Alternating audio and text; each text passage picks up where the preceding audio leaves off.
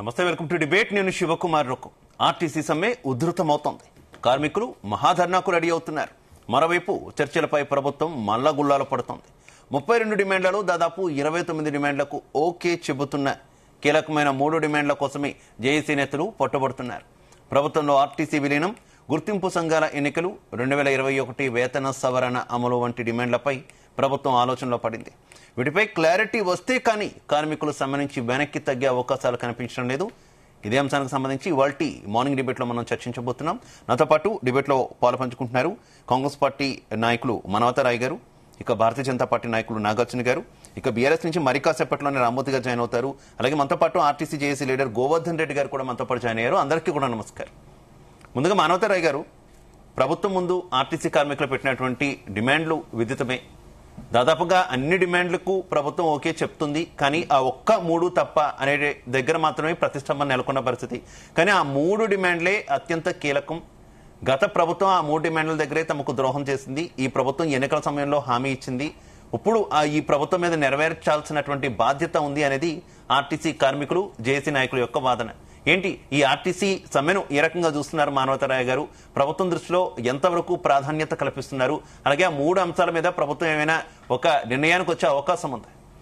ఇప్పుడు సమ్మెను పరిష్కరించాలి, సమ్మెను ముగింపజేయాలనే ఉద్దేశంతోనే ఎప్పటికప్పుడు రవాణా శాఖ మంత్రి, అదేవిధంగా ఆర్థిక మంత్రి, తర్వాత ఉన్నత అధికారుల బృందం ఏదైతే ఈ అంశం పైన ఒక 4 వారాలు గడువివ్వండి, మేము అన్ని కూడా చర్చించి సమగ్రంగా మీ యొక్క డిమాండ్లను పరిష్కరిస్తామని చెప్పి పరిష్కార దిశలోనే కాంగ్రెస్ ప్రభుత్వం ఉంటుంది, నియంతృత్వంగా ఉండదు. అదేవిధంగా దీనివల్ల ఇప్పుడు పరిష్కరిస్తాము, మేము ఒక సమయం ఇవ్వండి, గడువు ఇవ్వండి, ఉన్నతాధికారుల ఆ కమిటీని వేశాము అని అంటే ఇప్పుడు సమ్మెకు దిగారు. అయినప్పటికీ దానివల్ల ఏమవుతుంది, ఇప్పటికే గాడి తప్పిన ఆర్టీసీని గాడిలో పెట్టేందుకు రాష్ట్ర ప్రభుత్వం సర్వ విధాలా కృషి చేస్తుంది. తద్వారా ఏమైంది, మనమే నష్టపోతాం, సంస్థే నష్టపోతుంది. కాబట్టి కార్మికులు కూడా, ఎవరైతే కార్మిక సంఘాలు కార్మికులు ఉన్నారో వాళ్ళు కూడా ఆలోచన చేయాలి. ఇది మొండు పట్టుబట్టే ప్రభుత్వం కాదు. మీరు అడిగే డిమాండ్లన్నింటినీ కూడా చర్చలు జరుగుతున్నాయి. ఏదో రకంగా వంతుల వారీగా, దశల వారీగా ఆ సమస్యల, ఆ డిమాండ్ల పరిష్కారానికి ప్రభుత్వం కృషి చేస్తుందని చెప్తుంది. అదేవిధంగా ఎలక్ట్రికల్ బస్సుల సమస్య, అది ఇప్పుడు ప్రారంభమైంది కాదు, అది కేంద్ర ప్రభుత్వ పథకం 2018లో ప్రారంభమైంది. తద్వారా మనకు రాయితీలు వస్తున్నాయి, దాన్ని అమలు చేస్తుంది. దానివల్ల ఏ ప్రభుత్వ ఉద్యోగిని, అందులో ఆర్టీసీ ఉద్యోగిని, కండక్టర్ని కానీ డ్రైవర్ని కానీ తీసివేయట్లేదు. కాబట్టి వీళ్ళు ఆర్టీసీని కాపాడేందుకు ప్రతి నెల 300-400 కోట్ల రూపాయలు సంస్థకు రాష్ట్ర ప్రభుత్వం ఇస్తూనే ఉంది. అదేవిధంగా 40,000 మంది ఉద్యోగుల భద్రత కోసం ఏ విధంగా వాళ్ళని కాపాడుకోవాలి, రక్షించాలని ఆర్టీసీని రక్షించే దిశగానే రాష్ట్ర ప్రభుత్వం ఉన్నది. కాబట్టి మేము ఇప్పుడు ఈ విషయంలో ఏంటంటే, సరే నిన్న అంటే సమ్మె ప్రారంభమైంది, ఇవాళ ఏదో మహాధర్నా అంటున్నారు.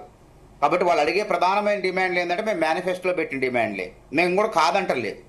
కాబట్టి ఏంటంటే ఇది ఒక స్నేహపూర్వకంగా ఈ సమస్యలను, ఈ డిమాండ్లను పరిష్కరించుకోవాలి తప్ప దీన్ని బాగా ఉధృతంగా తీసుకుపోవటం వల్ల ఆర్టీసీకే నష్టం వాటిల్లుతుందనేటువంటి ఆలోచన ఉన్నది. అయినప్పటికీ సమయం గురించి చూసుకున్నా కూడా దాదాపుగా ప్రభుత్వం అధికారంలోకి వచ్చి 2.5 ఏళ్లు గడుస్తుంది. ఇది సమయం తీసుకున్నట్టే కదా. మేమేమి అర్ధాంతరంగా అధికారంలోకి వచ్చినట్టే మా హామీలు అమలు చేయాలని కోరడం లేదు. అలాగే కొద్ది రోజుల క్రితమే తాము సమ్మెకు వెళ్లే యోచనలో ఉన్నామని కూడా తెలియజేస్తాం. అప్పుడు కూడా చర్చించేటటువంటి ప్రయత్నం ఏమీ చేయలేదు. ఇప్పుడు మేము సమ్మెకు దిగిన తర్వాత ఏదో మమ్మల్ని బ్లేమ్ చేసే ప్రయత్నం చేయడం కరెక్ట్ కాదు అనేది కార్మిక సంఘాల వాదన. బ్లేమ్ ఏం చేయట్లేదు, స్నేహపూర్వకంగా సమ్మెను విరమించమంటాను, ఆర్టీసీని కాపాడుకుందాం ఒకరినొకరు కలిసి అని చెప్పేసి మనం అందరం కూడా కుటుంబ సభ్యులు అని చెప్పి ఆ విధంగానే ముఖ్యమంత్రి గారి ఆలోచన ఉంది తప్ప వీళ్ళ కార్మిక సంఘాలతో గత ప్రభుత్వాలు వ్యవహరించిన తీరు ఎట్లా ఉంది. 30 మంది కార్మికులను పొట్టన పెట్టుకుంటే ఆ రోజు మేమే పోయినాం. ఆ రోజు ఖమ్మంలో శ్రీనివాసరెడ్డి డ్రైవర్ చనిపోతే రేవంత్ రెడ్డి గారు, నేను పోలీసు కంచెలను దాటుకొని అపోలో అక్కడ ఉన్నటువంటి హాస్పిటల్కి పోయి అక్కడ ఉండి వాళ్ళ ఆ కుటుంబ సభ్యుల్ని కూడా పరామర్శించి ఆ రోజు అండగా ఉన్నాం. అన్ని తెలుసు. కాకపోతే దశల వారీగా ఎందుకు అంటున్నామంటే, గాడి తప్పిన ఆర్థిక పరిస్థితిని గాడిలో పెట్టేందుకు ఇచ్చిన వాళ్ళు ప్రధానమైన డిమాండ్లు ఏంటంటే, వాళ్ళు 2021 వేతన సవరణ 30% ఫిట్మెంట్ ఇవ్వాలని అడుగుతున్నారు. కాంగ్రెస్ ప్రభుత్వం ఏంటంటే, ఇప్పుడున్న ఆర్థిక పరిస్థితుల్లో అధికారులు కూడా ముఖ్యమంత్రి గారికి నివేదించారు. ఇప్పుడు 10% మధ్యస్థంగా, 8% కొంత, 5% ఇట్లా ఈ విధంగా పెంచే ఆలోచన ఉన్నది. దశల వారీగా దీన్ని అమలు చేసుకుందాం. అని చెప్పి రాష్ట్ర ప్రభుత్వానికి అధికారులు నివేదిక ఇచ్చారు. ఇంకా అది అమలు కూడా కాదు. ప్రభుత్వం కూడా నిర్ణయం తీసుకోవాలి. 10%, 20%, 30% చేస్తారనేది ఇంకా నిర్ణయం తీసుకుంటారు. కాబట్టి మేము ఏమంటున్నామంటే రాష్ట్ర ప్రభుత్వం తరఫున వాళ్ళకి విజ్ఞప్తి చేస్తున్నాం. దయచేసి ఆలోచన చేయండి, పునరాలోచించండి. గతంలాగా నియంతృత్వ ప్రభుత్వం కాదు ఇది, బంధించే ప్రభుత్వం కాదు, స్పందించే ప్రభుత్వమే. కాబట్టి ఇప్పుడే రకరకాలుగా ప్రయత్నాలతో ఆర్టీసీని లాభాల బాటలో నడిపించే ప్రయత్నం అంటే గట్టెక్కించే ప్రయత్నం చేస్తాను. కాబట్టి కార్మికులు ఒక్కసారి పునరాలోచించుకొని ఈ ధర్నాలకు కాకుండా శాంతియుతంగా అధికారులతో, మంత్రుల బృందాలతో మరొకసారి చర్చల ద్వారా పరిష్కరించుకోండి. ఇప్పటికే మేము 32 డిమాండ్లు ఉన్నాయి. వాళ్ళే 32 డిమాండ్లు అంటే 29 పరిష్కరిస్తానంటున్నాను. ఒక 2 అనేది ఏంటంటే ఆ 2 కూడా ఏంది, ప్రభుత్వంలో విలీనం, దానికి కొంత గడువు కావాలి, దానికి ఒక శాస్త్రీయబద్ధమైనటువంటి విలీనం కావాలి, దానికి కొన్ని చిన్న చిన్న సమస్యలు ఉంటే, ఆ సాంకేతిక పరమైనటువంటి విధానపరమైన సమస్యలు ఉంటే వాటిని తొలగించాలి. కాబట్టి మేమిచ్చిన హామీని మేము విస్మరించాం. తప్పకుండా అమలు చేస్తాం. తర్వాత అనేక రకాలైనటువంటి కొన్ని కూడా ఆర్టీసీ సంస్థ పరిధిలో కొన్ని ఉన్నాయి, రాష్ట్ర ప్రభుత్వం పరిధిలో ఉన్నాయి. కాబట్టి ప్రభుత్వం కూడా వీటిని యూనియన్ల పునరుద్ధరణ దానికి ఏమీ ఆర్థిక ఇబ్బంది ఏముండదు కదా, ఆర్థిక భారం ఉండదు కదా. అంశం అనేది గత ప్రభుత్వం చేసిన పాపం. అది కంటిన్యూ చేస్తున్నారు ఆ పాపాన్ని. ఎప్పటి నుంచో ఉన్న సంఘాలను అంటే ఉద్యమాలు చేస్తారని చెప్పి ఆ ప్రభుత్వం, బీఆర్ఎస్ ప్రభుత్వం కార్మిక సంఘాలే లేకుండా ఎత్తివేసి, సరే ఆ రోజు వాళ్లకు మేము అండగా ఉన్నాం, అందరం ఉన్నాం. అది తప్పు అని చెప్పినాం. వాళ్ళకు అండగా ఉండి పోరాటం చేసినాం. 30 మంది చనిపోయిన తర్వాత కేసీఆర్ భోజనాలు పెట్టి అంటే వాళ్ళని బుజ్జగించే ప్రయత్నం చేసిండు ఆ రోజు. కాబట్టి అట్లాంటి వాతావరణం ఉండదు ఇది ఈ కాంగ్రెస్ ప్రభుత్వంలో. ఎప్పటికప్పుడు పరస్పర చర్చల ద్వారా సమస్యలు, డిమాండ్లు పరిష్కరించే దిశగానే ఇప్పటికి కూడా ఇవాళ కూడా కేబినెట్ మీటింగ్ లో కూడా నాకు తెలిసి ఈ ప్రభుత్వ ఉద్యోగులతో పాటు ఆర్టీసీ సంబంధించినటువంటి కార్మికుల సమ్మె పైన కూడా కేబినెట్ లో చర్చిస్తారు. తొందరపడాల్సిన అవసరం లేదు. ఇలా కేబినెట్ మీటింగ్ అయిన తర్వాత కూడా ఈ సమ్మెను విరమింపజేసే ఆలోచన రాష్ట్ర ప్రభుత్వం. ఓకే మానవతరాయ్ గారు, మనతో పాటు బీఆర్ఎస్ నుంచి రామోత్ గారు జాయిన్ అయ్యారు. రామోత్ గారికి వెల్కమ్ చెప్తూ గోవర్ధన్ గారు ప్రభుత్వం తరపున మీరు ప్రత్యక్షంగా విన్నారు మానవతరాయ్ గారు ఏం చెప్తున్నారు అనేది. సమ్మెను విరమించాలి, ఇద్దరం కలిసి సామరస్యంగా కూర్చొని మాట్లాడుకుందాం, ఆర్టీసీని బతికించుకుందాం అంటూ ఒక పిలుపునిస్తున్నారు. ఏం చెప్తారు గోవర్ధన్ గారు? గుడ్ మార్నింగ్ సార్, నేను Govardhan Reddy, assistant manager finance Uppal work shop లో లాస్ట్ ఇయర్ రిటైర్ అయినా. ప్రస్తుతం తెలంగాణ హైకోర్టులో అడ్వకేట్ గా పనిచేస్తున్నాను. నేను గతంలో ఉన్నటువంటి స్ట్రైక్లలో పాల్గొన్నాను. ఒక విషయం చెప్తున్నాను సార్, కాంగ్రెస్ పార్టీ ఆనాడు మేనిఫెస్టోలో పెట్టింది, మీ అందరూ చూస్తున్నారు, ప్రతి ఒక్కరికి తెలుసు. 2.5 ఏళ్ళు అయింది ప్రభుత్వం ఏర్పాటు చేసి. ఈ 32 సమస్యలలో మీ ముందే నేను బహిరంగంగా అడుగుతున్నాను. నా కార్మికులు, నా తోటోళ్ళు అంతా ఇప్పుడు అందరు చూస్తూనే ఉన్నారు. ఒక విషయం స్పష్టంగా అడుగుతున్నాను, 32 డిమాండ్లలో 2.5 ఏళ్లలో ఒక్క డిమాండ్ కూడా చేయడం లేదు. ఇంతవరకు ఏది జరగలే. రెండో విషయం, మా ప్రధాన డిమాండ్లు 3. ఒకటి, వేతన సవరణ 2021-25. 2, యూనియన్లను తిరిగి పునరుద్ధరించి వాటికి ఎన్నికలు పెట్టాలనేది రెండవది. 3వది, ఎలక్ట్రిక్ బస్సులను ఆర్టీసీ తీసుకొని, ప్రభుత్వం చొరవ తీసుకొని ఆర్టీసీ వాళ్ళకి ఇస్తే వాళ్ళు బాగుపడతారు. దీనివల్ల సమస్య ఎందుకు వస్తుందో నేను తర్వాత చెప్తాను. ఇంకా 3వ విషయం ఏంటంటే ప్రభుత్వ విలీనం. ఆ రోజు అన్ని జరిగినాయి, ఎలక్షన్ ముందల గత ప్రభుత్వం చేసింది. సరే, అపాయింటెడ్ డే ఇవ్వలేదు. మేము 2.5 ఏళ్ల సంది అడుగుతున్నాం. అపాయింటెడ్ డేకు 2.5 ఏళ్లు పడుతుందా? అసలు సమస్య ఏంది? ఆల్రెడీ అప్పుడు వేసిన కమిటీ ఉందా లేదా? లేదు. లేకపోతే ఇప్పుడు కమిటీ వేయడం ఏంది? ఇప్పుడు ఐఏఎస్ ఆఫీసర్లతో 2.5 ఏళ్లు గడిచిన తర్వాత ఈ కమిటీ ఎప్పుడు 4 వారాలు అంటున్నారు. ఇప్పుడు ఒకటి సార్, ఏ ప్రభుత్వమైనా ఏదైనా మేము అన్ని ప్రభుత్వాలు చెప్పిన మాట ఎన్నుకుంటూ వస్తూనే ఉన్నాం, అందరి మాటలు వింటూనే ఉన్నాం, అన్ని యూనియన్లు మేము కలుస్తూనే ఉన్నాం. అమ్మో కంటిన్యూ గోవర్ధన్ గారు. ఒక్క నిమిషం, 1 మినిట్ సార్. వినపడుతుందా సార్? క్లియర్ గా ఉంది గోవర్ధన్ గారు, మాట్లాడండి. క్లియర్ గా ఉంది, వినిపిస్తుంది. వినిపిస్తా. Okay sir. అయితే ఒకటి సార్, అంటే ఇక్కడ మా సమస్యలకు కారణం గత ప్రభుత్వం, ఈ ప్రభుత్వం అని కాదు సార్. మేము ఎప్పటి నుంచో కొట్లాడుకుంటూ వస్తున్నాం. ఈ 3 సమస్యలు కాకుండా ఈ 29 సమస్యలను మంత్రి గారు చెప్పారు, మీడియాలో కూడా వస్తుంది. వాళ్ళు ఏం చెప్తున్నారంటే ఈ 29 మేము రెడీగా ఉన్నాం సంతకం పెట్టడానికి, ఈ 3 ప్రధాన సమస్య అనే కాదు సార్. దీనివల్ల ఎన్నో సమస్యలు వస్తున్నాయి. ఎంతో మంది రిటైర్ అయిపోయారు ఈ లోపల. ఒక్క 2017 ఏరియర్స్ ఇప్పటి వరకు ఇవ్వలేదు. వీళ్ళ ఒక ఆర్టీసీలో ఒక విషయం మీ అందరికీ తెలుసు, మాకు పెన్షన్ రాదు మాకు. ఆ పెన్షన్ రానప్పుడు మేము ఎంత ఇబ్బంది పడతామో మీకు తెలుసు. జీతం వచ్చిన వాళ్ళకు తర్వాత పెన్షన్ గవర్నమెంట్ వాళ్ళకి వస్తుంటే మాకు జీతము రాదు, పెన్షన్ రాదు. ఎంత ఇబ్బంది పడుతున్నారు అంటే అంత కష్టం. మా తాన కూడా పెన్షన్ చాలా తక్కువ సార్, ఎవరికి 10-12 వేలకు ఎక్కువ రాదు. రెండో విషయం, ప్రభుత్వంలో విలీనం చేస్తే మా బతుకులు బాగుపడతాయని కాంగ్రెస్ ప్రభుత్వానికి అందరం మద్దతు ఇచ్చాం సార్.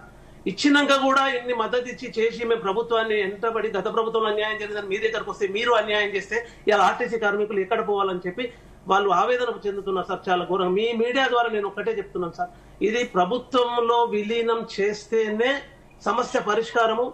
ఎలక్ట్రికల్ బస్సులు అంటున్నారు సార్.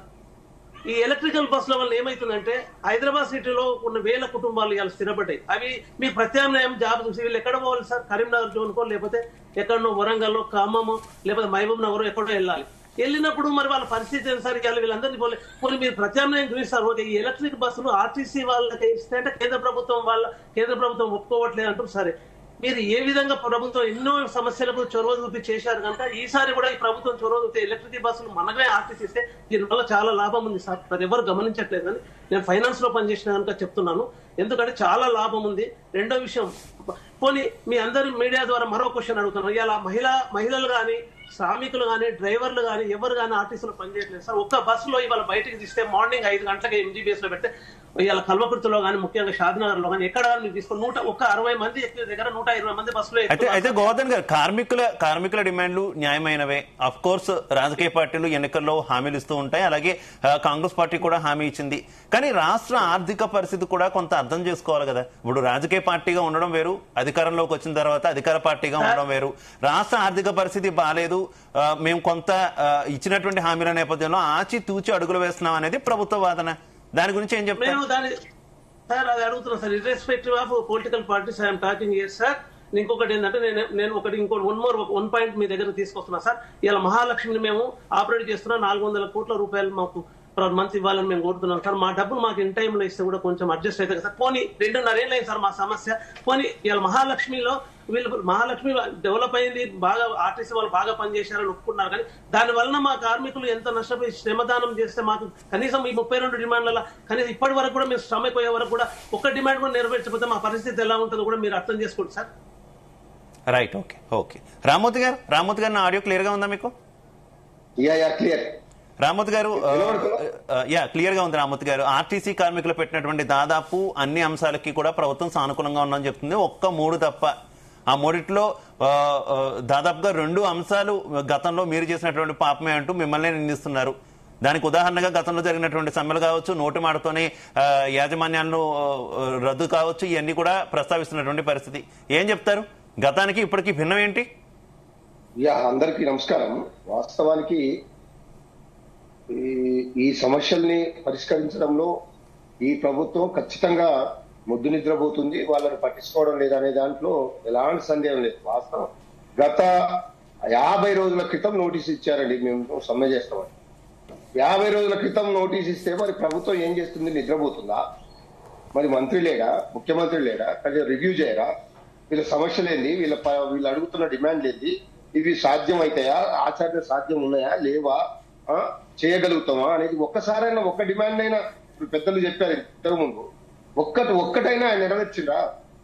అరే బీఆర్ఎస్ గవర్నమెంట్ ఉన్నప్పుడు సార్, ఏ గవర్నమెంట్ లో అయినా కొన్ని సమ్మెలు జరుగుతూ ఉంటాయి, వాటిని పరిష్కరించే దిశగా ప్రభుత్వం ఆలోచించాలి కదా. ఈ ప్రభుత్వం అట్లా ఆలోచిస్తలేదు, పంతానికి పోతుంది. కార్మికుల పైన లేదా ఇష్టం వచ్చినట్టు మాట్లాడుతూ వాళ్ళకి రావాల్సిన హక్కుల కోసం వాళ్ళు పోరాడితే వాళ్ళని బర్తరఫ్ చేయడము లేదా వాళ్ళని తీసేయడం, వాళ్ళని అన్యాయంగా ఈ ఫ్రీ బస్సుల వల్ల ఎంతమంది డ్రైవర్లు దెబ్బలు పడ్డారు, ఎంతమంది ఉద్యోగాలు పోతున్నాయి, ఎంతమంది ఇప్పుడే మిత్రులు చెప్పారు 60 మంది ఎక్కే బస్సుకు 120 మంది ఎక్కడం వల్ల ఎన్ని ఇబ్బందులు పడుతున్నారు కండక్టర్లు, డ్రైవర్లు.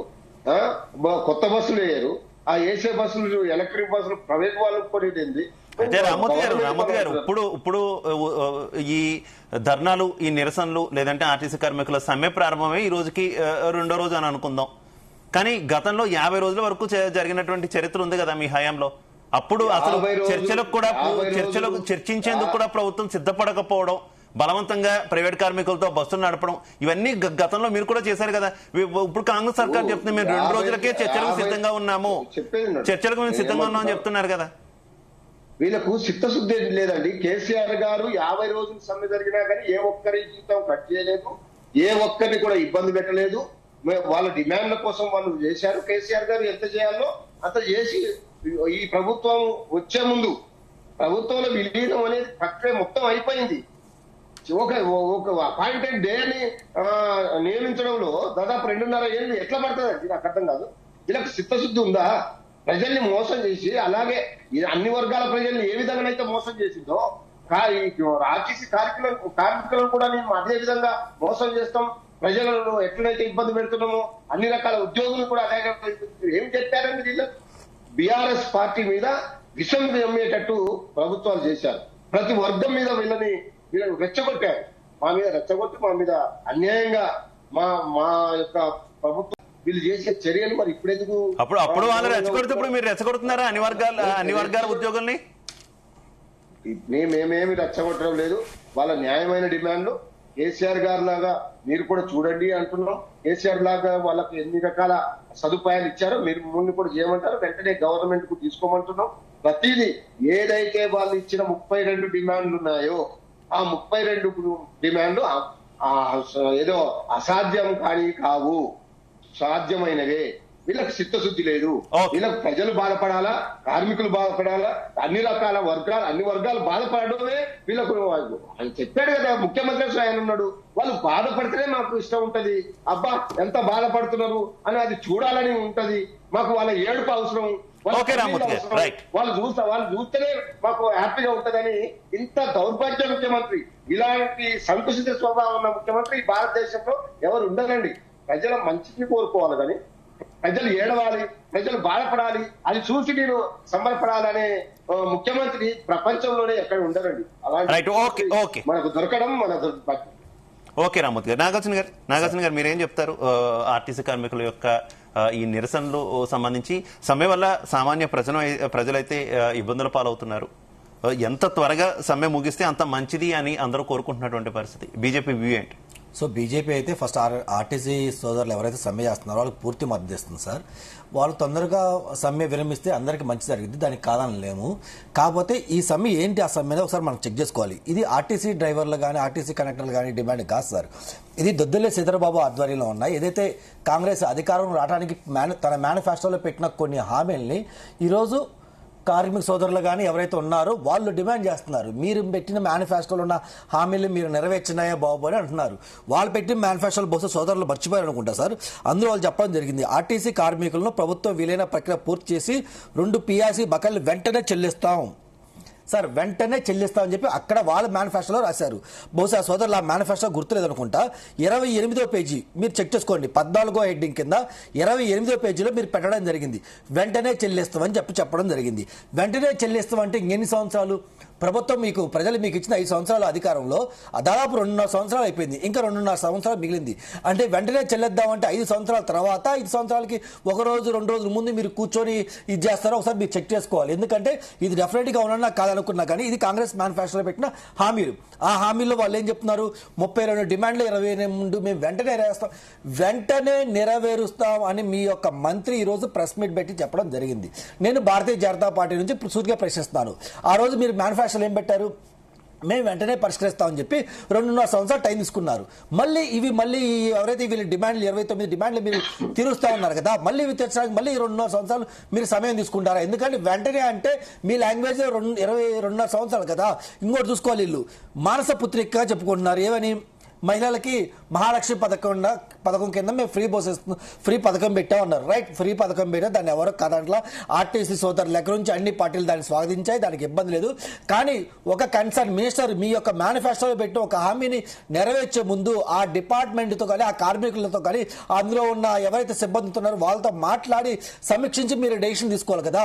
మరి సమీక్షించి డెసిషన్ తీసుకునేటప్పుడు ఒక మహాలక్ష్మి పథకం కింద పెడుతున్నప్పుడు ప్రభుత్వానికి ఎంత ఖర్చు ఆర్టీసీకి పే చేయాలి, మంత్లీ ఎంత పే చేయాలి, దానివల్ల ఎంత నష్టం వస్తుంది, దానివల్ల సాలరీలు వాళ్ళు ఇంటర్వ్యూలు ఇవ్వాలా ఇవ్వకూడదా, ఇస్తున్నారు ఇవ్వలేదు ఒకసారి మీరు చెక్ చేసుకోవాలిగా.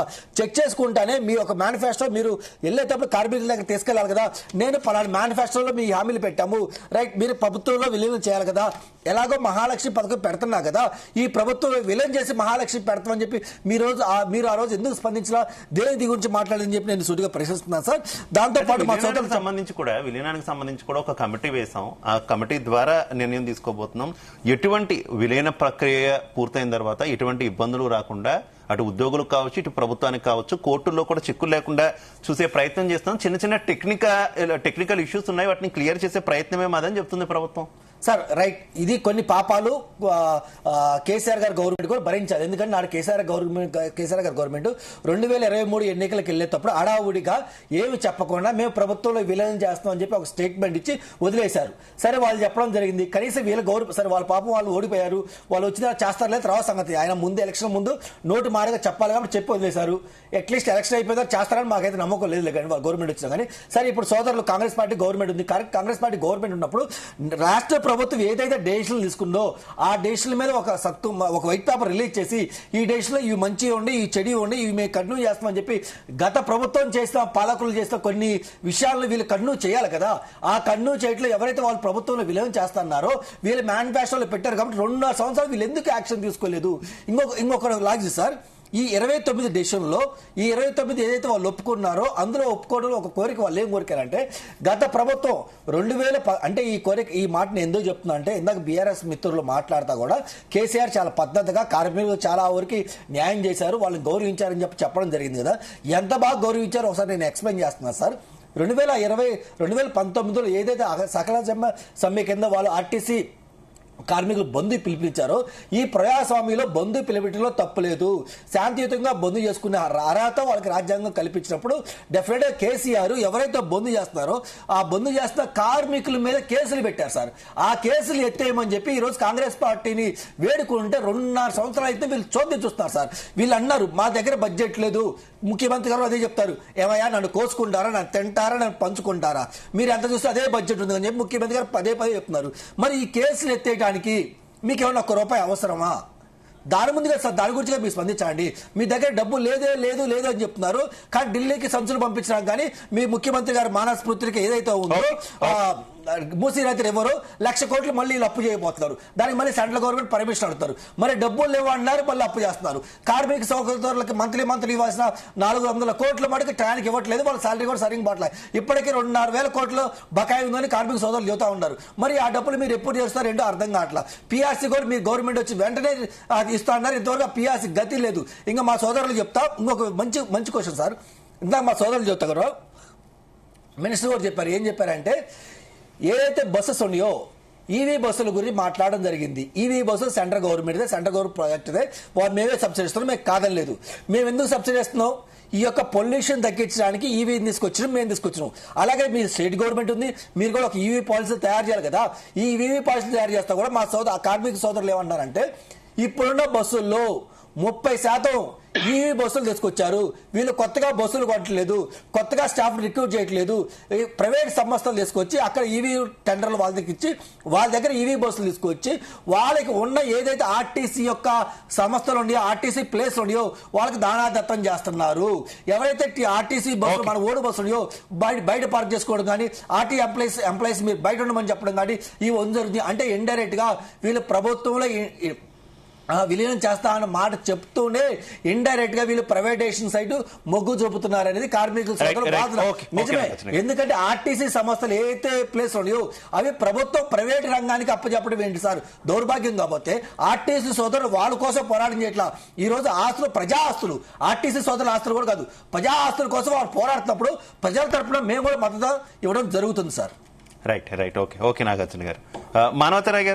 మనోహరరావు గారు, బీజేపీ నాయకులు మరి ఆయన నాలుగు కదా అని ఇష్టం వచ్చినట్టు అటు ఇటు తిప్పుతాడు. అసలు ఆర్టీసీ కేంద్ర ప్రభుత్వం పథకమే రాయితీ ఇవ్వాలంటే ప్రభుత్వం నుంచి పెట్టుకోవచ్చు ఆలోచన వచ్చింది, కానీ అట్లయితే మేము రాయితీలు ఇవ్వమని చెప్పి ఉన్న నిధులే ఇవ్వలేరా సక్రమంగా తెలంగాణకి. తెలంగాణ ఎదుగుతుంటే తెలంగాణలో వేరే ప్రభుత్వం ఉంటే తట్టుకోలేకపోతున్నారు.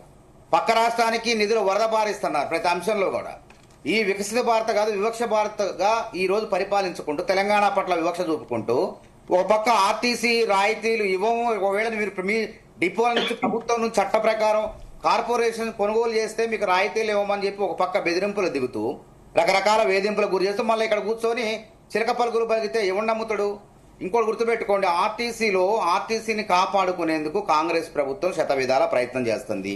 అసలు 30 మంది ఆర్టీసీ కార్మికులను పొట్టన పెట్టుకున్న బీఆర్ఎస్ నాయకులు ఓకే మానవతరావు గారు, ఓకే ఈ రాజకీయ విమర్శలను ఒక్కసారి పక్కన పెడితే, మానవతరావు గారు ఈ రాజకీయ విమర్శలను ఒకసారి పక్కన పెడితే, ఇప్పుడు మెట్రో వ్యవహారానికి వస్తే మెట్రో నష్టాల్లో ఉంది, ఆ సంస్థ భారాన్ని మోయలేకపోతుంది, పూర్తి స్థాయిలో ప్రభుత్వం స్వాధీనం చేసుకోవాలని అనుకుంది, స్వాధీనం కూడా చేసుకుంటున్నటువంటి పరిస్థితి, ఆ నష్టాలను కూడా వారికి భర్తీ చేస్తున్న పరిస్థితి. కానీ ఆర్టీసీ విషయంలో ఎందుకు ఆ తరహా వైఖరి కనిపించట్లేదు? మెట్రో అయితే ఒక రకంగా, కార్పొరేట్ సంస్థలు నష్టాల్లో ఉంటే ఒక రకంగా ప్రభుత్వ వైఖరి, ఆర్టీసీ ప్రభుత్వ పరిధిలో ఉన్నటువంటి ఆర్టీసీ నష్టాల్లో ఉంటే మాత్రం మరో రకంగా.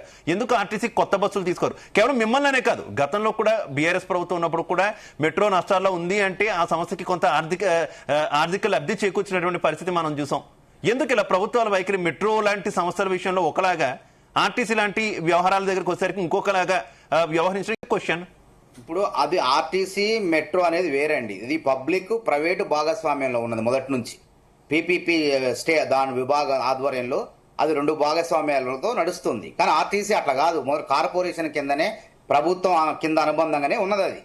కాబట్టి ఇక్కడ ఏంది, ఆ మెట్రో అనేది ప్రైవేటు పెత్తనం ఎక్కువైపోయింది, నష్టాలు వస్తున్నాయి, ప్రభుత్వం నుంచి వాళ్ళకి నిర్వహించడం చేత కావట్లేదు. కాబట్టి ప్రభుత్వమే విలువైన ఆస్తులు ఉన్నాయి, తర్వాత ఆ ఆస్తుల్ని కాపాడుకోవాలన్నా వాళ్ళకి ఎంతో కొంత ఇచ్చేసి ఏప్రిల్లో స్వాధీనం చేసుకోవాలి దాన్ని అని. ఏప్రిల్ నెల వరకు ఉంది సమయం మనకి. ఇంకా ఈరోజు కేబినెట్ లో చర్చించి దాన్ని ఏ విధంగా కేంద్ర ప్రభుత్వం నుంచి రైల్వే శాఖ కార్పొరేషన్ ఏదో ఉంది, దాని నుంచి ఒక 13,000 కోట్లు రుణాలు తీసేసుకొని ఆ మెట్రోను ప్రభుత్వ పరం చేస్తున్నాం, ప్రైవేట్ లేకుండా చేస్తున్నాం. అక్కడ కూడా అంటే ప్రైవేటును తొలగించేసి ప్రభుత్వ ఆస్తిగా మారుస్తూ ఉద్యోగ భద్రత కల్పించబోతున్నాం. అదే విధంగా దాన్ని కాపాడాలంటే మేము అధికారంలో రాంగంలోనే చేయొచ్చు, కానీ విధానపరమైనటువంటి అంశాలు, ఆర్థిక పరమైన అంశాలు ముడిపడి ఉన్నాయి. ఇవాళ ఏముంది, వాళ్ళు ఇష్టం వచ్చినట్టు మా అధికారం లేదు, రాజకీయ లబ్ధి కోసం బీజేపీ వాళ్ళు ఏదైనా మాట్లాడతారు, వాళ్ళకి అసలు అవకాశమే లేదు. కానీ బీఆర్ఎస్ వాళ్ళు కూడా కావాలని చెప్పి ఆర్టీసీ కార్మిక సోదరు దగ్గర పోయి అంటే దీన్ని కొంచెం నిప్పు రాజేసి పొగొచ్చి మంట మండేలాగా ప్రయత్నం చేస్తున్నారు. కానీ ఆర్టీసీ కార్మికులు నాకు తెలిసి వాళ్ళని దగ్గరకు కూడా రానిరు. ఎందుకంటే వాళ్ళ రక్తం పీల్చిన రాబందులు బీఆర్ఎస్ పార్టీ నాయకులు గతంలో 30 మందిని పొట్టన పెట్టుకున్నారు వాళ్ళు. కానీ ఈరోజు కార్మిక సోదరులు ధర్నాలు చేస్తుంటే మేము వాళ్ళని ఆహ్వానిస్తున్నాం, చర్చలకు అధికారులు ఆహ్వానిస్తున్నారు. అదేవిధంగా మంత్రి ఎప్పటికప్పుడు అందుబాటులో ఉంటాడు, ముఖ్యమంత్రి గారు కూడా దానికి సమయం ఇచ్చి వాళ్ళతో కలిసి మాట్లాడే ప్రయత్నాలు జరుగుతున్నాయి. అదేవిధంగా గతంలో కారుణ్య నియామకాలే చేయలేదు. 1134 మందికి ఆర్టీసీ కార్మికులు చనిపోతే వారి కుటుంబ సభ్యులకు ఈ రాష్ట్ర ప్రభుత్వం ఉద్యోగాలు ఇచ్చింది. అదేవిధంగా 2011 సంబంధించిన బాండ్స్ ఏవైతే ఉన్నాయో 280 కోట్లు ఎప్పుడో బాండ్స్ విడుదల చేసింది. ఆర్టీసీ ఆస్తులు బీఆర్ఎస్ నాయకులు వాళ్ళ పార్టీ కార్యకర్తలు కట్టబెడితే వాటిని కాపాడే ప్రయత్నం, వాళ్ళని స్వాధీనం చేసుకునే ప్రయత్నంలో వాటి నుంచి రావాల్సినటువంటి డబ్బులు రాబట్టి ఆర్టీసీని బతికించే ప్రయత్నం మేము చేస్తాను. కాబట్టి కార్మిక సోదరులు సరే వాళ్ళు అడుగుతున్నటువంటి ఆ కార్మిక సంఘాలే లేకుండా చేసిన ఎవరు కేసీఆర్ కాదా? వీళ్ళు ఉద్యమాలు చేస్తున్నారు చీటికి మాటికి అని చెప్పేసి వాళ్ళు సకల జనుల సమ్మెలో వాళ్ళు పాల్గొని ఆర్టీసీని స్తంభింపజేసి తెలంగాణ రాష్ట్ర ఏర్పాటుకు కారణమైనటువంటి వాళ్ళని మర్చిపోయి వాళ్ళ చావులకు కారణమై ఇవాళ కూర్చొని ఆర్టీసీ కార్మికుల దగ్గరకు వచ్చేసి ముసల కన్నీళ్లు గారిస్తే వాళ్ళు నమ్ముతారా? కేసులు అంటారా? ఇప్పుడు నేను కూడా హైకోర్టు న్యాయవాది, లైఫ్ మెంబరు, గోవర్ధన్ గారు కూడా ప్రాక్టీస్ చేస్తున్నారు. కేసులు ముఖ్యమంత్రులకు ఒక్కసారి కేసు జ్యుడిషియరీలో ఒక్కసారి కేసు నమోదైతే ఎత్తివేయటం ఉండదండి దాదాపు. అట్లయితే మరి రేవంత్ రెడ్డి ఎందుకు తిరిగారు? రేవంత్ రెడ్డి ముఖ్యమంత్రి అయ్యి కూడా ఇప్పుడు కోర్టు చుట్టూ తిరుగుతాడు. అది ట్రయల్ ద్వారానే ఆ కేసులో మనం నేరం చేసిన కాంప్రమైజ్ కాదు. ప్రభుత్వం పెట్టిన కేసుల్లో కాంప్రమైజ్ ఉండదు. ఎట్లా కాంప్రమైజ్ అవుతారు? ప్రభుత్వాలు పోలీసులు పెట్టిన కేసుల్లో, ప్రైవేటు వ్యక్తులు పెట్టిన కేసులు, అది కూడా రాజీ పడ్డ కేసులను రాజీ పడగలం. అన్ని కేసుల్లో రాజీ చేయడం కుదరదు. అది ట్రయల్ ద్వారానే, విచారణ ద్వారానే కేసు కొట్టివేయించుకోవాలి తప్ప దానికి ఇష్టం తెలవకుండా ఏది పడితే అది ఎందుకు చేయట్లేదంటే సాధ్యం కాదు. అట్లయితే ప్రతి ముఖ్యమంత్రి లేకుంటే ప్రతి నాయకుడి మీద కేసులు కూడా అధికారంలో రాగానే పోతాయి, అప్పటికప్పుడు కొట్టేసుకోవచ్చు. ఉద్యమకాలంలో ఉన్న కొన్ని కేసులు మాత్రమే ఆ రోజు పోవడం జరిగింది. చాలా కేసులు కూడా తిరగటం జరిగింది. ఇప్పుడు రైల్వే కేసులు ఉంటాయి, వాటిని ఆషామాషి కేంద్ర ప్రభుత్వం దగ్గర వాళ్ళు పెట్టిన కేసుల్లో వాటిని తిరగాల్సిందే, ఎంత కాలం అంటే అంతకాలం తిరగాల్సిందే, ట్రయల్ జరగాల్సిందే, సాక్ష్యాధారాలు పరిశీలించి మనోతరావు గారు ఈ బస్సుల వ్యవహారానికి వద్దాం ఒకసారి. మనోతరావు గారు ఈ బస్సుల వ్యవహారానికి వద్దాం. ఇప్పుడే మీరు చెప్పారు ఆ పాలసీ ఎట్లా ఉంది, దానికి అనుగుణంగా గనక లేకపోతే ఖచ్చితంగా కూడా మాకు రాయితీలు ఇవ్వట్లేదు, కేంద్రం నుంచి రాయితీలు రావట్లేదని ఆరోపిస్తున్నారు. కానీ కార్మికులు చెప్తున్న మరో యాంగిల్ ఏంటంటే ఇందులో ప్రస్తుతం ఉన్నటువంటి ఈ బస్సులు నడుపుతున్నటువంటి డ్రైవర్లు కూడా ఆర్టీసీ కార్మికులు కాదు. అది ఎందుకు? అది కూడా కేంద్ర పాలసీలో ఉందా ప్రైవేట్ వ్యక్తులతో నడిపించమని? ప్రస్తుతం ఉన్నటువంటి బస్సులు నడుపుతున్నటువంటి వ్యక్తులు కూడా ఆర్టీసీ కార్మికులు కాదు, ప్రైవేట్ వ్యక్తులతో నడిపిస్తున్నారు. అది ఖచ్చితంగా కూడా బస్సులో ఎక్కినటువంటి ప్రయాణికులకి ప్రమాదమే, బయట ఉన్నటువంటి వాహనాలకి ప్రమాదమే, ఆర్టీసీకి తీవ్ర నష్టం కదా. ఒక ఆర్టీసీ కార్మికుడు బస్సు నడిపితే ఎంతో పరిజ్ఞానం ఉంటుంది, వారికి ఎంతో ఎక్స్పీరియన్స్ ఉంటుంది, వారు ఎంతో జాగ్రత్తగా నడుపుతారు.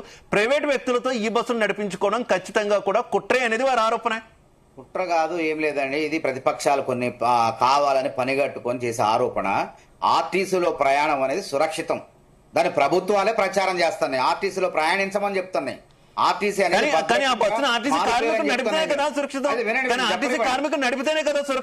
నేను చెప్పనండి. ఇప్పుడు ప్రైవేటు వ్యక్తులు బస్సులు ఎంగేజ్ చేస్తే, ఇప్పుడు కార్పొరేషన్ ద్వారా బస్సులు పెడితే ప్రభుత్వ డ్రైవర్ ఉంటాడు, ఆర్టీసీ డ్రైవర్ ఉంటాడు, సంస్థ తరపున డ్రైవర్ ఉంటాడు, ప్రైవేటు వ్యక్తులు అందులో పెట్టేసి ఎంగేజ్ పెడితే వాళ్ళ ఇష్టం కదా. మనం ఏం చేస్తాం దాన్ని?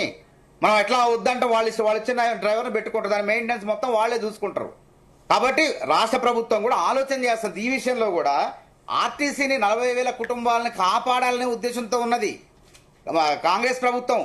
ఇప్పటికి కూడా వాళ్ళ డిమాండ్ల పట్ల 29, 32 డిమాండ్లు చర్చలు, అది కూడా కొంత సుదీర్ఘంగా చర్చ జరిగిన తర్వాత వాటిని పరిష్కరించే దిశలో ఉన్నాం మేము అని చెప్తున్నాం తప్ప వాళ్ళని అవమానించట్లేదు.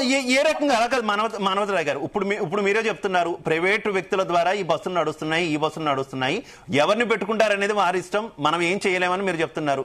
రేపొద్దున హైదరాబాద్ లో దాదాపుగా 90% బస్సులు ఈ బస్సులే పెడతామని అంటున్నారు. అంటే దాదాపుగా 90% ప్రైవేటు వ్యక్తుల చేతుల్లోకి వెళ్ళిపోయినట్టే కదా. అంటే ఆర్టీసీ కార్మికులు కూడా ఎవరు పనిచేయరు కదా. అదే కదా కార్మికుల భయం కూడా అదే కదా. కాదండి, ఆర్టీసీలో నియామకాలు కూడా చేపడుతున్నాం. దాదాపు 4,000 కొలువులకు భర్తీ చేయబోతున్నాం, కారణ నియామకాలు చేస్తున్నాం. ఇప్పుడున్నటువంటి కార్మికుల భద్రతకు ఎటువంటి ఇబ్బంది లేకుండా మేము ప్రయత్నాలు చేస్తున్నాం. మేము గత ప్రభుత్వం లెక్క నియంతృత్వంగా అణిచివేసే విధంగా కార్మిక సంఘాలు లేకుండా, అదేవిధంగా కార్మికులు చనిపోయే విధంగా అసలు ఆర్టీసీ లేకుండా చేస్తానండి కేసీఆర్.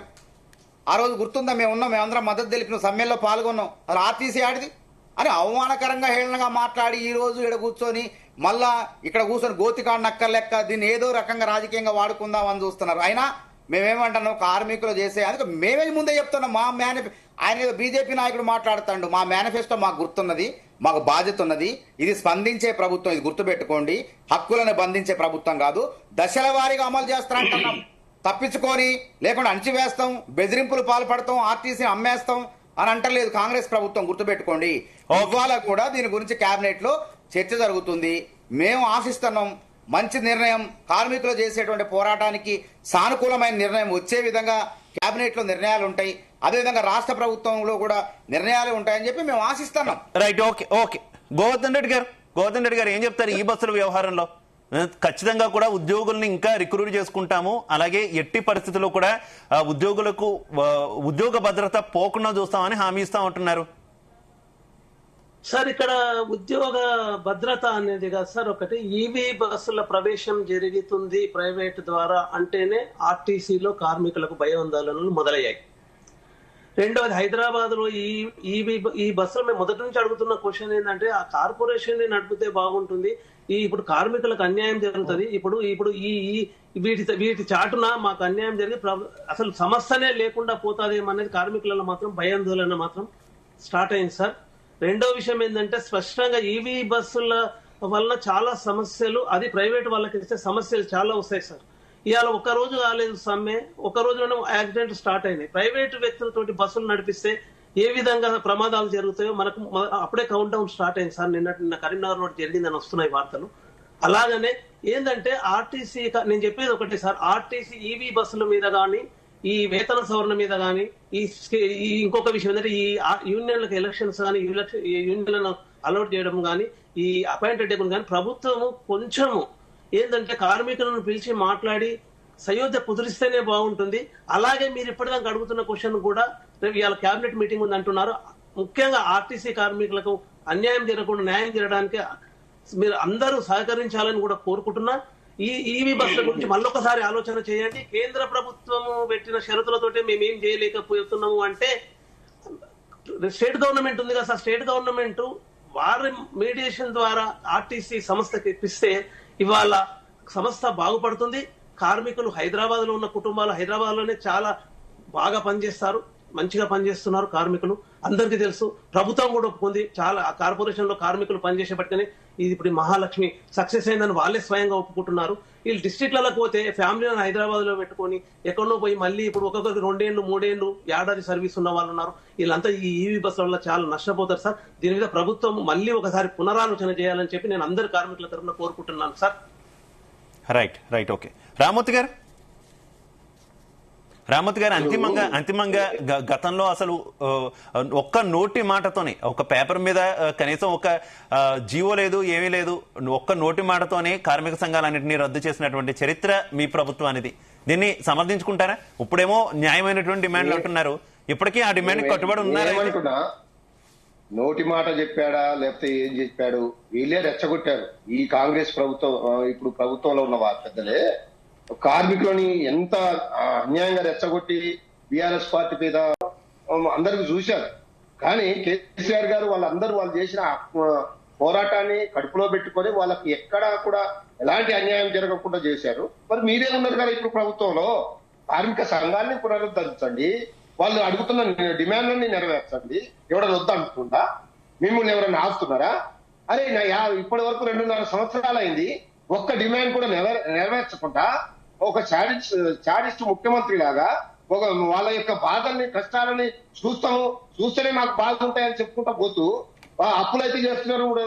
దాదాపు 3,50,000 కోట్ల రూపాయల అప్పులైతే అవుతున్నాయి. కానీ ప్రజలు బాధపడుతుంటే, అన్ని వర్గాల ప్రజలు బాధపడుతుంటే, కార్మికులు బాధపడుతుంటే, ఆర్టీసీ మొత్తం ఆగం అయిపోతుంటే, ప్రైవేట్ పరం అవుతుంటే చూస్తూ మన సిగ్గెట్ల లేదు మాట్లాడడానికి.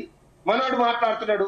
నేనేం అడుగుతున్నా అంటే, మీరు ప్రభుత్వంలో ఉన్నారు, ఊరికే గత ప్రభుత్వం మేము కొన్ని చేశాం కాబట్టి, చెప్పుకోలేదు కాబట్టి మేము ఓడిపోయాం.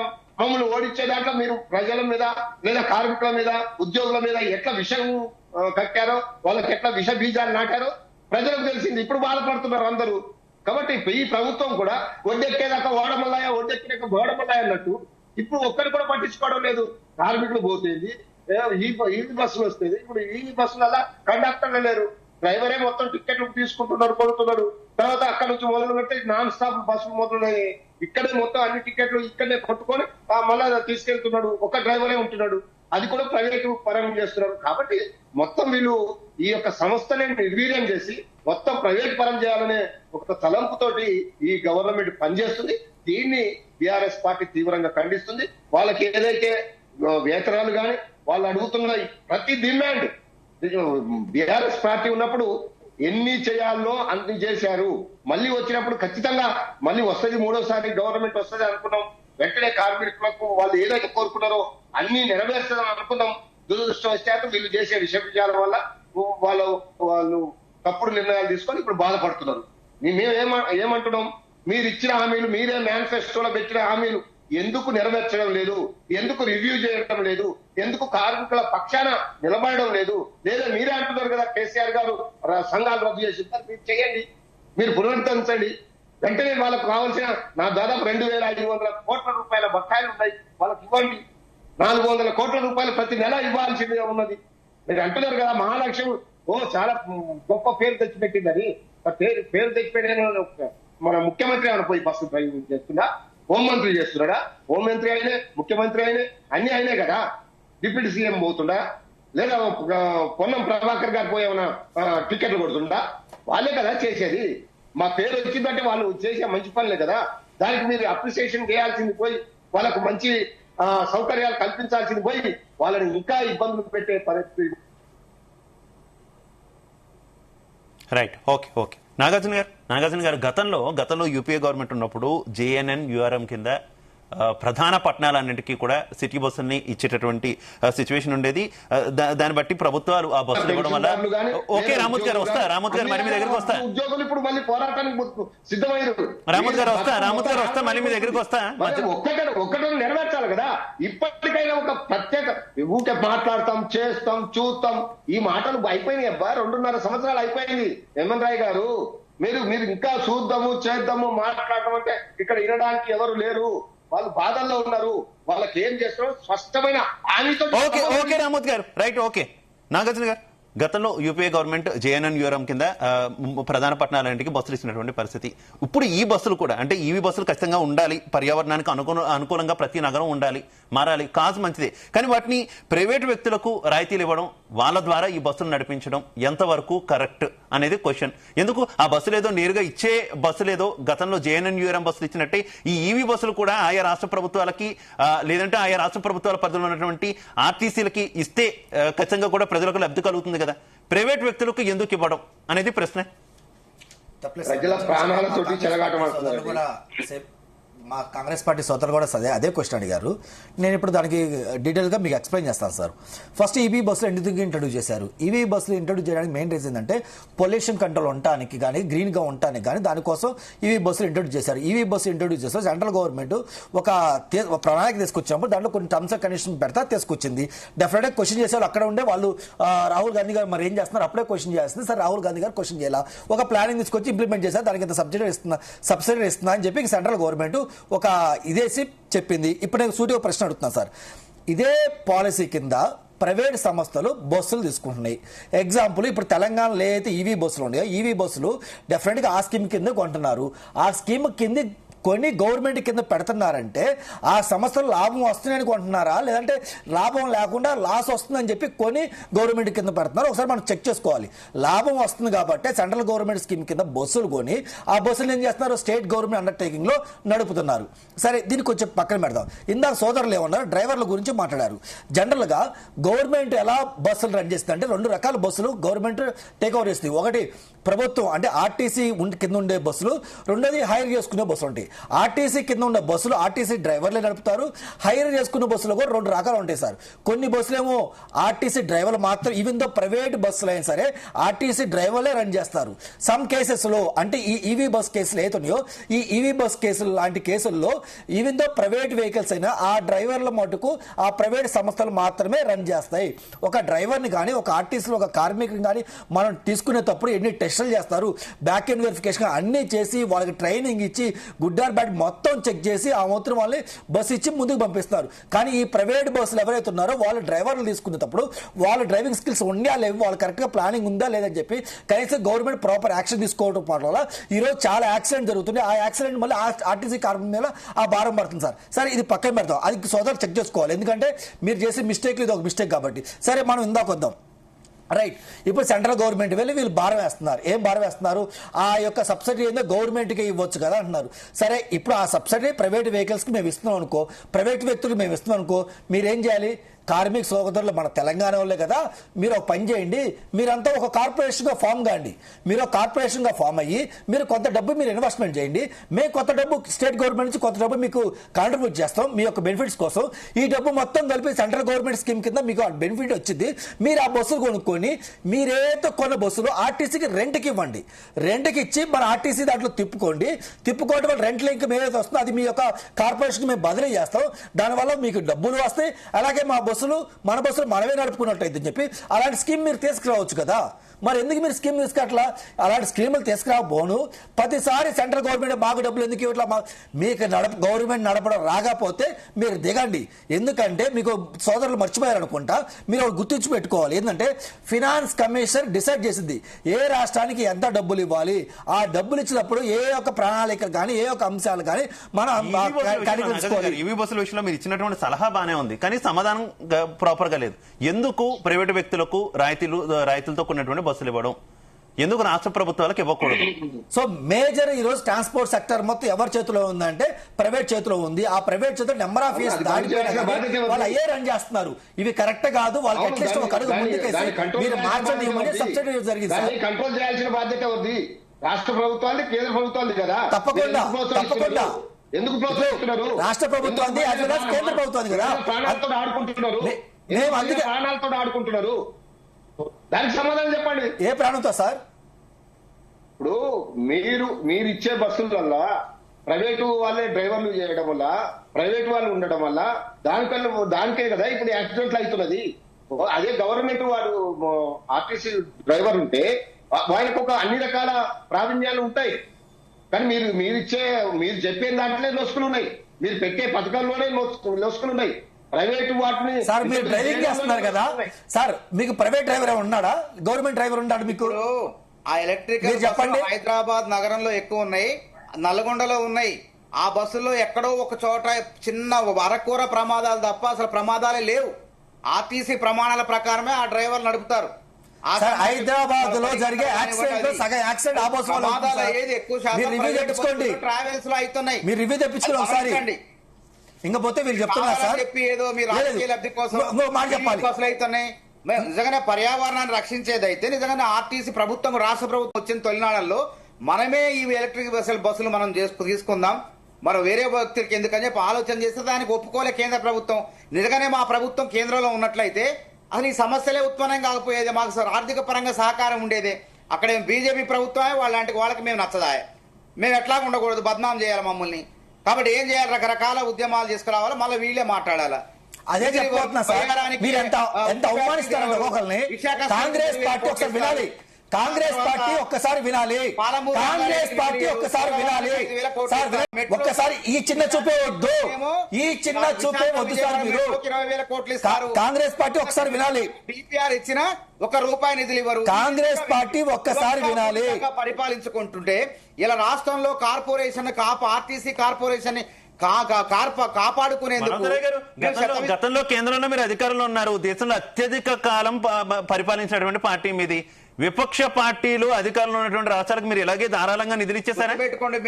ఇప్పుడు ఏదైతే మీరు ఆరోపణ చేస్తున్నారో కేంద్రంలో వేరే ప్రభుత్వం ఉంది కాబట్టి మాకు నిధులు ఇవ్వట్లేదు, పక్క రాష్ట్రాలకు ఇస్తున్నారు, ఈ తరహా ఆరోపణ చేస్తున్నారు. గతంలో మీరు ఏం చేశారు? దేశంలో ఎక్కువ అత్యధిక కాలం పాలించింది మీరే కదా. మీ మిత్రపక్షాలకు సంబంధించి మీరు ఎవరి మీద అయితే గతంలో ఆధారపడి యూపీఏ ప్రభుత్వం ఉందో వారికి ఇష్టారీతిన రైల్వే ప్రాజెక్టులు ఇవ్వలేదా, ఇష్టారీతిన నిధులు ఇవ్వలేదా? అవన్నీ అప్పుడు మీరు విమర్శలు ఎదుర్కోలేదా? వినండి, అట్లా అసత్యం అది. 1951 నుంచి 2017 వరకు మొత్తం 12 పంచవర్ష ప్రణాళికల ద్వారా నిధుల పంపకం, హరిత విప్లవం, పారిశ్రామిక విప్లవం అని చెప్పి రకరకాల విప్లవం ద్వారా ఈ దేశాన్ని, ఉత్తర భారతదేశాన్ని, దక్షిణ భారతదేశాన్ని సమగ్రంగా అభివృద్ధి చేసినాం. నాయకత్వాన్ని కూడా ఇచ్చినాం, ప్రాధాన్యత ఇచ్చిన దక్షిణ భారతదేశంలో కీలకమైన పోర్టిపోలలు ఇచ్చినాం. ఇలా చూడండి, బీజేపీ ప్రభుత్వం చెప్పమని పట్టుమని ఒక 4-5 పేర్లు చెప్పమనండి, అక్కడ వివక్ష ఉన్నది. అదే విధంగా మేము నిధుల విషయంలో ఆ విధంగా ఎక్కడ వివక్ష లేకుండా చేస్తే వీళ్ళు నీతి ఆయోగ్ తీసుకొచ్చారు. దాని పేరు 2017లో వచ్చింది. ఇలా 15వ ఆర్థిక సంఘం నిధులు చూడండి, 16వ ఆర్థిక సంఘం నిధులు చూడండి. పన్నులు కట్టేది మనం కట్టిన పన్నుల్లో మనం రూపాయి చెల్లిస్తే మనకు వచ్చేది 35 పైసలు, 40 పైసలు. మరి బీహార్ వాళ్ళు రూపాయి చెల్లిస్తే ₹10 ఎందుకు ఇస్తున్నారు? ఉత్తరప్రదేశ్ వాళ్ళు ₹1 చెల్లిస్తే వాళ్ళకి ₹7 ఎందుకు ఇస్తున్నారు? ఆంధ్రప్రదేశ్ కూడా వాళ్ళ భాగస్వామ్య పక్షానికి ఇబ్బంది రాకుండా నిధులు వరద బారిస్తున్నారు. ఒక పక్క జూబ్లీహిల్స్ ఉప ఎన్నిక జరుగుతుంటే నరేంద్ర మోడీ గారు వచ్చి 15,000 కోట్లకు అభివృద్ధి పనులకు శంకుస్థాపన చేసిపోతారు. మరి తెలంగాణ ఏం పాపం చేసింది? ఒక 2,000 కోట్లు 3,000 కోట్లు చేయరా? విశాఖ స్టీల్ కు 3,000 కోట్లు ఇస్తే బయ్యారం ఉక్కు ఫ్యాక్టరీ విభజన చట్టంలో ఉన్నది. మన ముఖ్యమంత్రి రేవంత్ ఆదిలాబాద్ లో ఎంత ఆదాయం వస్తే ఆదిలాబాద్ కి అంతే ఖర్చు పెట్టారు, హైదరాబాద్ లో ఎంత ఆదాయం వస్తే హైదరాబాద్ కి అంతే ఖర్చు పెట్టారు. మీరు అలానే కంటిన్యూ చేస్తారు. హైదరాబాద్ కి ఎంత ఆదాయం వస్తే హైదరాబాద్ లో అంతే ఖర్చు పెడతారు. హైదరాబాద్ నుంచి ₹10 వస్తే హైదరాబాద్ ₹10 ఖర్చు పెడతారు. ఆదిలాబాద్ కు ₹1 వస్తే ఆదిలాబాద్ కు ₹1 ఖర్చు పెడతారు. నిధులు లేకుండా చేస్తున్నారు. కాంగ్రెస్ పార్టీ నేను సూటిగా ప్రశ్నిస్తా, దీనికి ఆన్సర్ చెప్పండి. ఎందుకంటే ఒక నిమిషం కంప్లీట్ గా సబ్జెక్ట్ డిబేట్ అవుతున్నాం. రైట్, గోవర్ధన్ గారు చివరిగా ఏం చెప్తారు? 1 minute. గోవర్ధన్ గారు కంటిన్యూ. సార్ ఏమైందంటే ఇప్పుడు మనకు సమస్య ఇది కాదు సార్. ఒక విషయం ఏంటంటే మేము irrespective of political parties we are requesting support మీ. అయితే ఒక విషయం సార్, ఇప్పుడు ప్రభుత్వాన్ని కానీ ప్రతిపక్షం కానీ మేము అన్ని ప్రభుత్వాల్లో అన్నిట్లలో మేము సమ్మె చేసినాం కనుక మాకు అనుభవం ఉంది కనుక చెప్తున్నాం. ఇప్పుడు కార్మికులు చాలా కష్టాల్లో ఉన్నారు సార్. బయట రోడ్ల మీదకి ఇలా ఎవరికి సమ్మె చేయాలని లేదు సార్. విధి లేని పరిస్థితిలో మాత్రమే ఇలా రోడ్ల మీదకి వచ్చారు. గతంలో సమ్మె చేసినాం, మేము అనుభవం ఉంది మాకు. ఏంటంటే మాకు అన్యాయం జరుగుతుంది, ఇట్లే కాలయాపన చేస్తాం, ఇప్పటికే తీవ్రంగా అన్యాయం జరుగుతుంది మాకు. ఇప్పుడు ఆ సమస్యను పక్కదో పట్టించకుండా ఎవరైనా సరే, ఏ పార్టీ వాళ్ళని సరే మాకు సపోర్ట్ చేసి ఈ కేబినెట్ మీటింగ్ ఈ రోజు చొరవ తీసుకొని అటు కార్మికులకు ప్రజలను ప్రయాణికులకు ఇబ్బంది కలగకుండా బస్సులు నడిచే విధంగా కార్మికులకు న్యాయం చేసి కేబినెట్ అట్లే అదే విధంగా ముందు కూడా ఈ సమ్మెకు దారి తీయకుండా కార్మికులను అటు ప్రజలను అట్లా ఈ విషయంలో కూడా చొరవ తీసుకొని మాకు న్యాయం చేయాలని చెప్పి మీ అందరిని వేడుకుంటున్నాం సార్. ఇంకొక విషయం ఏంటంటే మీరు ఇప్పుడు సమస్యను పక్కతో పట్టేయకుండా ఇప్పుడు రాజకీయంగా కాదు సార్, వేరే ఇష్యూస్ ఉండొచ్చు, సెంట్రల్ గవర్నమెంట్ కానీ స్టేట్ గవర్నమెంట్ కానీ మెనీ డిఫరెన్సెస్ ఉండొచ్చు. కానీ ఇప్పుడు ప్రస్తుతం మేము కార్మికులము చాలా ఇబ్బందుల్లో ఉన్నాం సార్. ఇప్పుడు ఇవాళ ఎప్పుడెప్పుడు అని చూస్తున్నారు. మాకు రావాల్సిన న్యాయమైన డిమాండ్లను పరిష్కరించడం మీరు చొరవ చూపాలని నేను మీ తరఫున కోరుకుంటున్నాను సార్. Right, okay. రామోద్ గారు కంక్లూడ్, చివరికి ఏం చెప్తారు? ఇప్పుడు వాళ్ళు అడిగినవి గొంతమ్మ కోరికలేం కాదు. వీళ్ళు ప్రభుత్వంలో ఉన్నారు, కోట్ల రూపాయలు అప్పులైతే చేస్తున్నారు. కాబట్టి వాళ్ళు ఏమైతే అడుగుతున్నారో వాళ్ళ 32 డిమాండ్లలో ఇప్పటికైనా ఒక సమగ్రమైన మీ ఆలోచనతోటి మీరు ముందుకు రండి. ఇప్పటి వరకు 50 రోజులు అయినా కానీ ఇబ్బంది పడే విషయంలో పక్కకు పెట్టండి. వాళ్ళని ఎట్లా ఇబ్బంది పెట్టాలా, వాళ్ళని ఎట్లా ప్రజల్ని ఇబ్బంది పెట్టాలా, ఈ యొక్క చారిస్ట్ విధంగా పక్కన పెట్టి నిజంగా పరిష్కరించే దిశగా మీరు ఏమేమి వాళ్ళ డిమాండ్లు ఏమున్నాయో, ఏమైతే మనకు సాధ్యపడతాయో, నిజంగా ప్రభుత్వాలు ఉన్నప్పుడు కొన్ని కష్టతారు పరమైన, ఎందుకంటే నిధులు కావాలి, ఇప్పటికే చాలా నష్టాల్లో ఉన్నది, మీ దగ్గర కోసుక తిన్న రూపాయి లేదంటున్నారు, మీరు డబ్బులు పుట్టించే పరిస్థితి లేదు, అభివృద్ధి చేసే పరిస్థితిలో లేదు. కాబట్టి ఉన్న వాటినైనా సర్దుకోవాల్సిన అవసరం ఉన్నది, ఉన్న వాటినైనా వాళ్ళకి నచ్చ చెప్పాల్సిన అవసరం ఉన్నది. ప్రభుత్వం అంటే ఒక మంచి పద్ధతిలో పోవాలి, కానీ నువ్వు ఏమైనా చేసుకోండి, మేము ఏం చేయము, మేము మాట్లాడతాము, మేము చూస్తాము, చేస్తామనే విధానాన్ని పక్కన పెట్టండి. ఇప్పటికైనా ప్రజలతో వాళ్ళు ఆటలాడుకోకండి. వాళ్ళు బాధపడుతున్నారు, కార్మికులు బాధపడుతున్నారు. మీరు ప్రైవేట్ పరం చేసే ఉద్దేశం ఉంటే ఒకవేళ అదైనా చెప్పండి, మేము మొత్తం ప్రైవేట్ పరం చేస్తాం, అసలు ఆర్టీసీ ఉండదని చెప్పండి. ఏది చెప్పకుండా ప్రజల్ని ఇబ్బంది పెడుతూ, అటు కార్మికులను ఇబ్బంది పెడుతూ, వాళ్ళ ప్రాణాలతోటి మీరు చెలగాటం ఆడుతున్నారు. కాబట్టి ఇప్పటికైనా ఏదైతే వాళ్ళు 32 డిమాండ్లను, న్యాయమైన డిమాండ్ అవి ఎక్కడ కూడా అది ఇబ్బంది కలిగేది కావు. ఇప్పుడు మిత్రుడు చెప్పారు, ఆర్టీసీ మిత్రుడు, ఈ కేసులు సరే గత ప్రభుత్వం ఎందుకు పెట్టింది, ఎప్పుడు పెట్టింది, ఆ కేసులు ఉన్నాయా, కేసులు కొట్టేయమంటున్నారు, దానికి ఏమి ఇబ్బంది అవుతుంది, అవి తీసేయడానికి ఏమి ఇబ్బంది అవుతుంది? మీరే అంటున్నారు డ్రైవర్లను మొత్తం ముసలి వాళ్ళని, రిటైర్డ్ వాళ్ళని కొనసాగించే బదులు వాళ్ళకు ఉన్న వాళ్ళకే ప్రమోషన్ ఇవ్వమంటున్నారు, దానికేమి ఇబ్బంది అవుతుంది? ఓకే రామోద్ గారు, ఓకే రామోద్ గారు,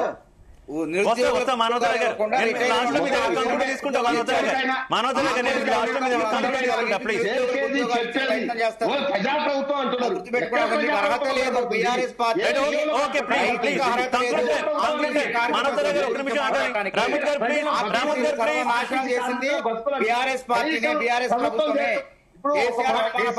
ఆర్టీసీ కార్మికుల్ని గుర్తుపెట్టుకోమన్నారు, కార్మిక సంఘాలే లేకుండా రామోద్ గారు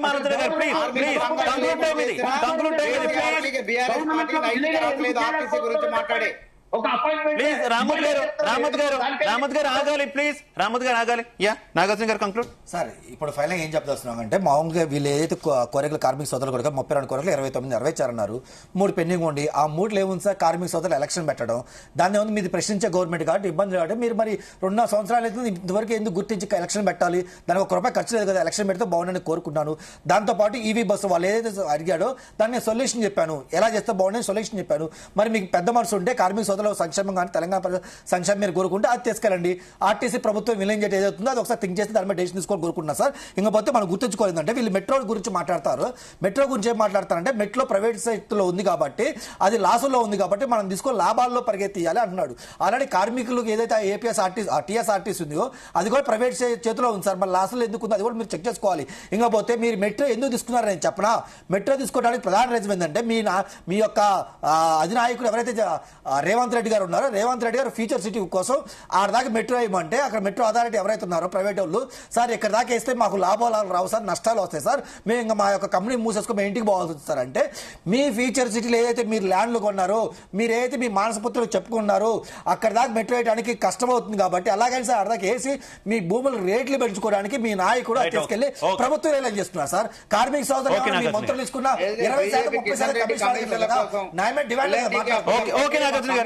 20% 30% నష్టాల్లో తీసుకొచ్చినటువంటి ఎల్ఎన్టీకి మేము ఇయ్యము, అది పద్ధతి కాదు, వాళ్ళ వల్ల ప్రయోజనం లేదు. మెట్రో అనేది వాళ్ళు నష్టాల్లో ఉన్నది, అని చెప్పేసి వాళ్ళకి ఇచ్చేసే ప్రయత్నం ఏం చేస్తుంటే వాళ్ళకి TSRTC కు నష్టాలే ఉంది కదా ఇవ్వాలని చెప్పి కమిషన్ల కోసం TSRTC కు కక్కుర్తి నష్టాలే ఉంది. రేవంత్ రెడ్డి గారు దాన్ని అంగీకరించలేదు. కంక్లూడ్ టైంలో అవుతున్నా కంక్లూడ్ టైంలో మళ్ళీ చర్చ వద్దు ప్లీజ్. ఆగమైపోతున్నారు. ఇప్పుడు మీరు ప్రభుత్వ రంగ సంస్థల్ని ప్రైవేట్ పరం చేస్తున్నారు. ఇండియన్ ఎయిర్లైన్స్ ని మేము జాతికి అంకితం చేస్తే మీరేం చేశారు? జాతికి అంకితం చేసిన ఇండియన్ ఎయిర్లైన్స్ మళ్ళీ వాళ్ళకి ప్రైవేట్ భాగస్వామ్యం అప్పచెప్పారు. అది మీ పరిపాలన. కాబట్టి మెట్రో ప్రైవేట్ చేతిలో ఉన్న మెట్రోని ప్రభుత్వం స్వాధీనం చేసుకుంటే ప్రభుత్వం ఆపుతుంది. అందులో పనిచేసే ప్రభుత్వ రంగ సంస్థ thank you so much Govardhan Reddy గారు, thank you so much Ramurthy గారు, thank you so much Nagarjuna గారు, అందరికీ కూడా ధన్యవాదాలు డిబేట్ లో పాల్పంచుకున్నందుకు. ఈ రోజు నుంచి మరింత ఉధృతంగా ఆర్టీసీ కార్మికులు సమ్మె చేస్తామంటూ కూడా చెప్తున్నటువంటి పరిస్థితి. మరోవైపు నిన్న మంత్రి పొన్నం విస్తృతంగా చర్చలు జరిపినటువంటి పరిస్థితి. ఈ రోజు తెలంగాణ కేబినెట్ కూడా జరగబోతుంది. ఈ కేబినెట్ లో కూడా ఆర్టీసీ కార్మికుల సమస్యలను అలాగే వారి ప్రధానంగా ప్రస్తావిస్తున్నటువంటి 3 డిమాండ్ల గురించి కూడా చర్చించేటువంటి అవకాశం ఉంది. ఈ నేపథ్యంలో ప్రభుత్వం ఏ తరహా డెసిషన్ తీసుకోబోతుంది అని కార్మికులంతా కూడా ఆసక్తిగా ఎదురు చూస్తున్నారు. ఇది వాటి morning debate. Keep watching Zee Telugu news. నమస్తే.